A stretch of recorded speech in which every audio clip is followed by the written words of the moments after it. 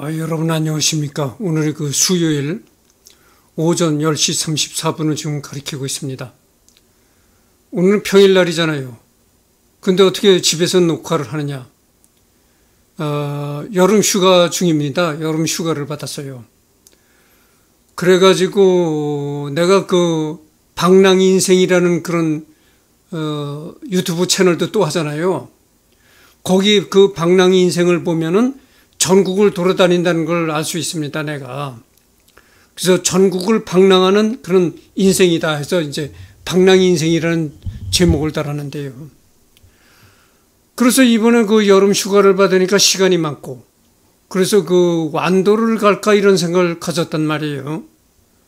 그래서 완도를 가려고 하다 보니까 일기예보를 보니까 바람이 강하고, 그래요. 그래서 가면 뭐 드론 촬영을 필수적으로 해야 되는데 바람이 강하면 드론 촬영을 못 하잖아요. 그래서 완도를 가려고 했던 생각을 포기하고, 그러니까 뭐 그냥 집에서 이제 유튜브나 하고 또 요 가까운 도시로 이제 볼일을 보러 가끔씩 출타하는 그런 이제 시간을 보내려고 합니다. 그래서 오늘 아침 그 평일날인데도 불구하고 녹화를 하게 되는 겁니다. 여러분 그 인도 아시잖아요? 네, 인도의 타고르라는 유명한 시인이 있습니다. 근데 그 인도의 타고르라는 시인의 어떤 그 시 이런 글귀가 있더래요. 동방의 등불이라는 그런 그 시귀가 있다고 합니다. 그래서 그 동방의 등불이라고 지칭하는 나라가 어디냐면 대한민국이라는 것이죠. 그래서 그 이제 대한민국이 동방의 등불이 된다 이런 내용의 시라고 합니다. 그게 나는 뭐 직접적으로 읽어보진 않아서요. 그래서 얘기는 들었는데 하여튼 그런 시가 있다래요. 인도의 타고르라는 시인이 쓴 시 중에 그렇게 대한민국이 동방의 등불이 된다. 이런 예언조의 그 시가 있다고 합니다. 근데 여러분들 아시다시피 타고르는 뭐 예언가가 아니잖아요. 그냥 시인인데 타고르는 노벨상까지 받은 시인입니다. 노벨 문학상까지 내가 받은 걸로 알고 있거든요. 그러니까 참 저명한 시인이라고 볼 수가 있죠. 근데 아무리 예언가는 아니라고 할지라도 그래도 저명한 시인이 대한민국이 동방의 등불이 된다고 그렇게 말을 할 때는 그 타고르 나름대로의 어떤 예감이 있어서 그런 시를 쓰지 않았겠는가 이렇게 나름대로 판단을 해봅니다. 그래서 대한민국이 앞으로 동방의 등불이 되려면은 어떻게 됩니까? 첫째, 통일을 해야 동방의 등불 역할을 할 수가 있는 거예요.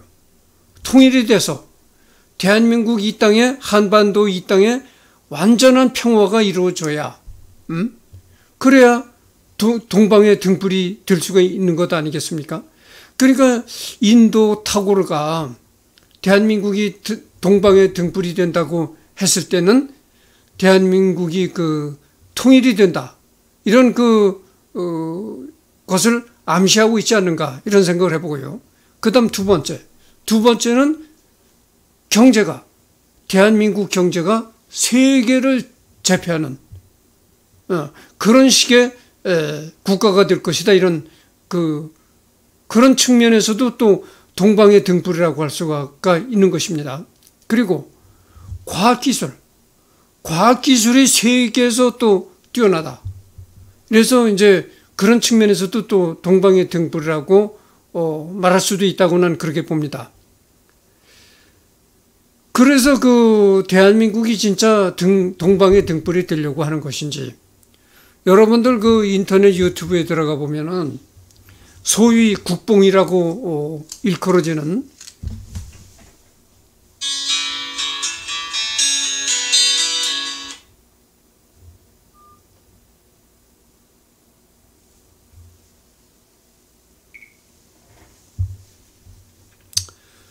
전화가 갑자기 전화가 와가지고 갑자기 또 녹화가 끊어졌습니다. 그래서 다시 녹화를 하게 됩니다.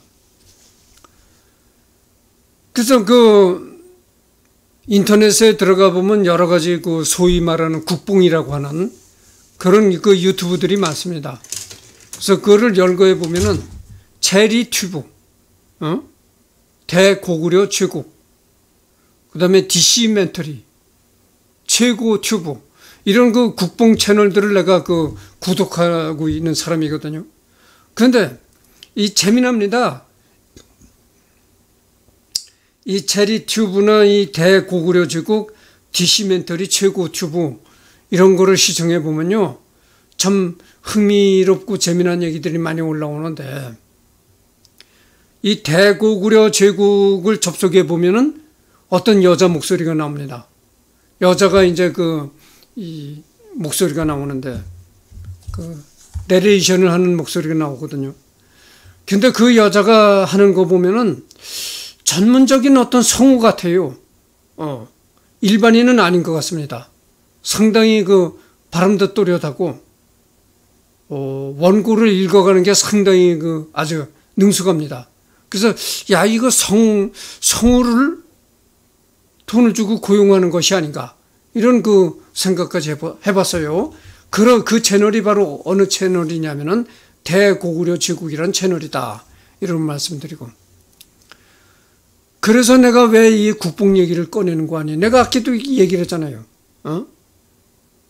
동방의 등불이라는 거는 통일이 돼야 되고, 또,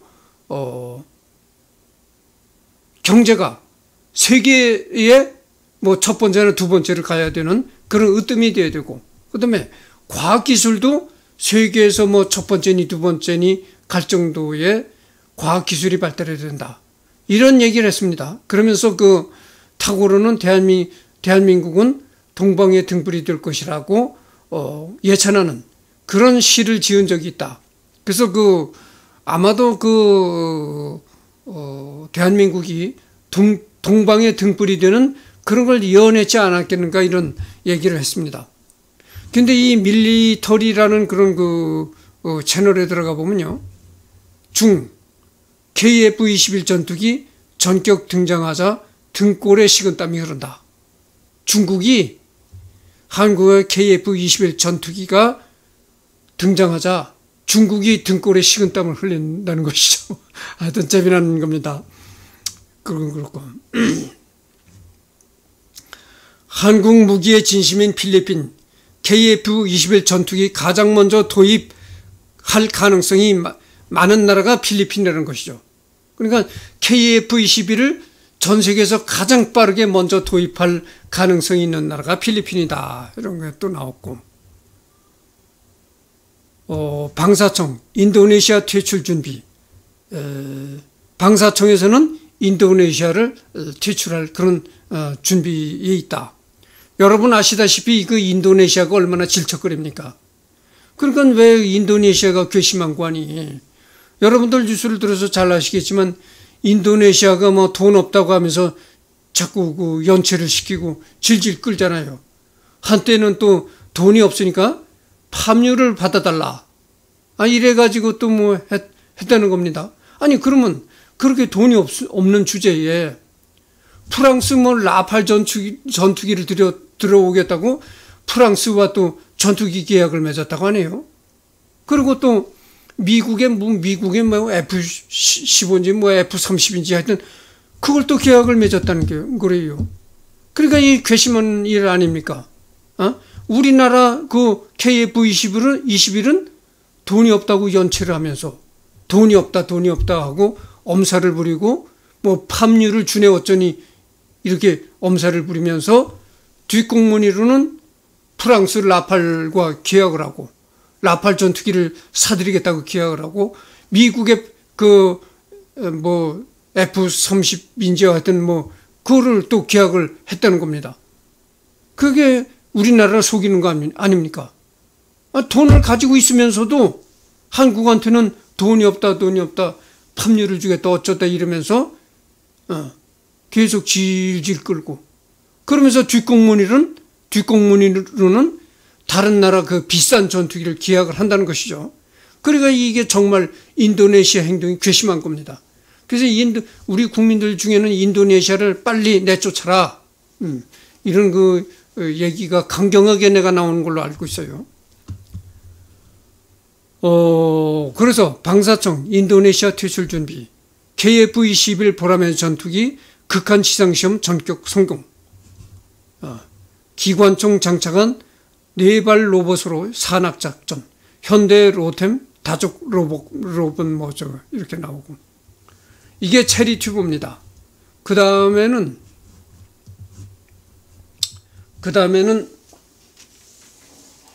대고구려 제구로 넘어가 보도록 하겠습니다.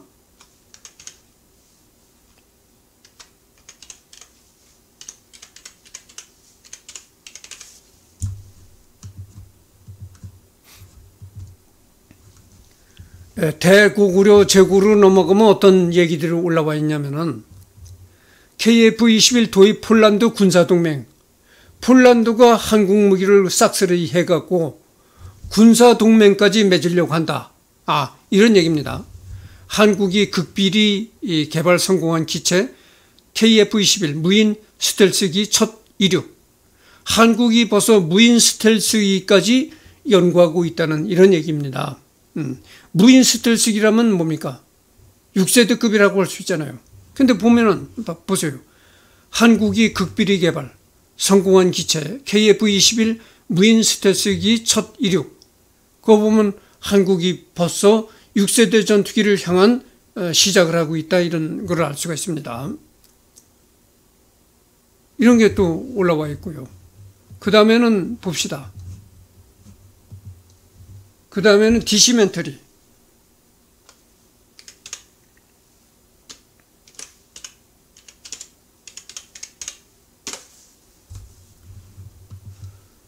디시멘터리를 접속해 보면 이런 얘기가 나와 있습니다. 한국 무기를 싹쓸이 해가겠다고 한국산 전투기, 탱크, 자주포 등 한국 무기로 러시아 침공 대비하는 유럽 국가의 정책. 유럽 국가들이 러시아의 위협에 맞서서 한국 무기들을 거의 싹쓸이 쇼핑을 해간다는 그런 얘기죠. 그런 얘기입니다. 그런 얘기가 디시멘터리에 올라와 있고요. 그 다음에 또 최고 튜브로 넘어가도록 하겠습니다. 그래서 이제 최고 튜브를 이렇게 넘어와 보면은 최고 튜브는 또 이런 얘기들이 나와 있어요. 인리, 잠수한 필리핀의 양도, 한국 인리를 향한 참혹한 복수 시작, 인도네시아 행동이 괘씸하다고 했잖아요. 그래서 이제 한국이 인도네시아를 향해서 참혹한 이제 복수를 시작하고 있다는 얘기가 또 올라왔어요. 인리 분담금 안 주는 이유 있었다. 비밀리에 다른 전투기 사업 진행. 이게 괘씸하다는 것이죠. 그러니까 한국 앞에서는 한국한테는 돈이 없다 하면서 계속 한국한테 줄 돈은 질질 끌면서 뒤로는 거액으로 다른 나라의 전투기를 계약한다는 것이죠. 이게 얼마나 괘씸한 짓이고 상도의적으로 이게 있을 수가 없는 얘기죠. 신뢰적으로 신뢰할 수 있는 신뢰의 기반을 깨뜨리는 그런 행위입니다, 이게. 그래서 이거 인도네시아의 행동이 괘씸하다 이런 얘기인데, 그래서 이렇게 끝으로 최고 튜브까지 봤는데요. 이렇게 그 국뽕 채널을, 그러니까 아무리 국뽕이라 하더라도 생각해 보세요. 아무리 국뽕이라 하더라도 생뚱맞은 거짓말은 할 수가 없잖아요. 어느 정도 이게 다 팩트를 기반한 얘기입니다. 팩트성이 있는 얘기들이에요. 실제 폴란드가 우리나라 무기를 싹쓸이 해가잖아요. 러시아의 위협 때문에. 그러지. 우리나라 그 FA-50 경전투기가 전 세계적으로 이 대박을 치고 있습니다. 그러니까 이런 얘기들이 다 국뽕 채널이라서 무작정 거짓말을 하는 것은 아니다 이런 얘기죠. 그런데 이 국뽕 채널을 접속해 보면 이렇게 우리나라 무기들이 전 세계를 누빌 뿐 아니라 무기 외에도 국가연에서 국가연이라는 건 뭡니까? 국방과학수사연구소를 국가연이라고 하잖아요. 국가연에서 새로운 군사 신기술들을 계속 연구 개발하는 겁니다. 그러니까 이런 국뽕 채널을 접속해 보면 하루가 다르게, 우리나라는 그 하루가 다르게 국가연 같은 곳에서 계속 국방 신기술을 내놓고 있다, 그런 얘기입니다. 그래서 이걸 보면은 야, 진짜 대한민국이 동방의 등불이 되는 거 아니야? 어? 이런 그 생각까지 내가 해봤습니다. 그만큼 지금 대한민국이 굉장히 아주 참 대한민국의 국운이 떨쳐가고 있다, 이런 얘기입니다. 그렇게 됐으면 오죽 좋겠습니까? 남북한 통일이 되고 또 경제도 굉장히 지금보다 발전해서 세계를 제패할 정도가 되고, 과학기술도 점점 더 비약적으로 발전해서 세계를 제패할 정도가 되고, 그래서 대한민국이야말로 동방의 등불이 됐다. 야, 탁월의 신이 정말 예언가적인 그런 측면도 있었구나. 이렇게 감탄할 날이 빨리 현실적으로 이루어지기를 간절히 바라봅니다.